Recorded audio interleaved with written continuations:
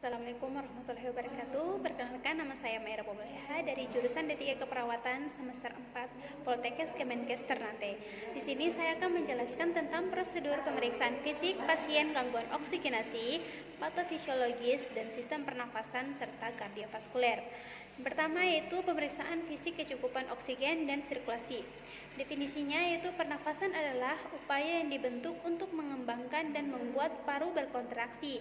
Kerja pernafasan ditentukan oleh tingkat komplikasi paru, tahanan jalan nafas, keberadaan ekspresi yang aktif, dan penggunaan obat bantu dan pernafasan. Struktur dan fungsi saluran pernafasan. Fungsi utama sistem respirasi adalah menjamin tersedianya O2 untuk kelangsungan metabolisme serta mengeluarkan CO2 hasil metabolisme sel secara terus-menerus. Respirasi dapat didefinisikan sebagai gabungan aktivitas mekanisme yang berperan dalam proses suplai O2 ke seluruhan tubuh dan pembuangan karbon dioksida.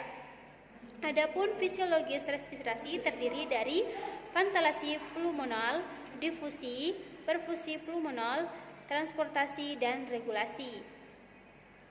Masuk ke pemeriksaan fisik. Yang pertama ada inspeksi, dilihat dari mulai pernafasan, bibir, posisi tiroid, ketidakmampuan berbaring, penggunaan otot tambahan, retraksi atau introsta, spilling, peningkatan diameter AP, taktipnu, kusmual, kelainan bentuk dada. Selanjutnya masuk ke pemeriksaan palpasi. Ada perubahan letak trakea, perubahan taktil firmitus, perubahan pergerakan dada. Masuk ke pemeriksaan perkusi. Ada yang pertama hipersonan dulnes. Yang keempat pemeriksaan auskultasi. Ada Finkarkles, Coars, Karkles, Ronchi, Wijing, Tidor. Masuk yang kedua yaitu pemeriksaan perubahan irama napas dan irama jantung. Definisinya, teknik pemeriksaan fisik dada terbagi menjadi 4. Yang pertama yaitu inspeksi. Inspeksi dada dilakukan untuk menilai pola pernafasan, bentuk dada, dan kelainan lainnya. Pola pernafasan yang dinilai mencakup kecepatan ritme dan volume pernafasan. Terdapat 3 khas pola pernafasan abnormal yang harus diperhatikan pada pasien, yaitu pernafasan chest-stroke, Bot, dan kusumul. Kedua yaitu palpasi. Pada palpasi, pemeriksa fisik dada dilakukan pemeriksaan taktil vermitus dan ekspresi dada. Taktil vermitus dilakukan dengan tujuan untuk mendeteksi perubahan intensitas vibrasi yang diciptakan saat pasien berbicara yang mengidentifikasikan adanya proses patofisiologis pada paru. Kalau ekspansi dada, pemeriksaan ekspansi dada dilakukan untuk menilai keadaan dan kualitas pergerakan dari setiap si dada. Masuk ke pemeriksaan perkusi. Pemeriksaan perkusi ini dilakukan untuk mengetahui area di bawah lokasi yang diperkusi berisi jaringan paru dengan suara sonor, berisi cairan dengan suara redup, berisi padat atau darah dengan suara pekak, atau berisi udara dengan suara hiposonor. Masuk ke pemeriksaan auskultasi.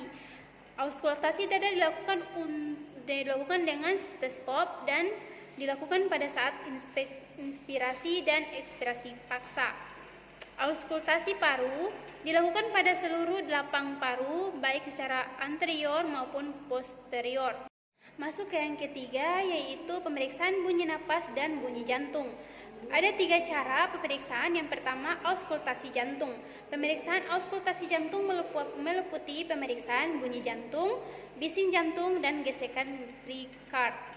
Bunyi jantung. Untuk mendengar bunyi jantung diperhatikan yang pertama, lokalisasi dan asal bunyi jantung, menentukan bunyi jantung 1 dan 2, intensitas bunyi dan kualitasnya, ada tidaknya bunyi jantung 3 dan bunyi jantung 4, irama dan frekuensi bunyi jantung lain yang menyertai bunyi jantung. Suara napas. Yang pertama, viskuler. Suara nafas viskuler terdengar di semua lapang paru yang abnormal bersifat halus, nada rendah, inspirasi lebih panjang, dan ekspansi. Yang kedua, broncho. vaskuler, terdengar di daerah percabangan bronkus dan trakea sekitar sputum dari rigo interscapula maupun ICS 1:2, inspirasi sama panjang dengan ekspirasi. Yang ketiga, bronkial, terdengar di daerah trakea dan suprastental, notes bersifat kasar. Nada tinggi, inspirasi lebih pendek atau ekspresif. Berikutnya suara tambahan. Pada pernapasan normal tidak ditemukan suara tambahan. Jika ditemukan suara tambahan, indikasi ada kelainan ataupun suara tambahan adalah meliputi rileks atau karkles, ronci, wheezing, dan vokal resonansi.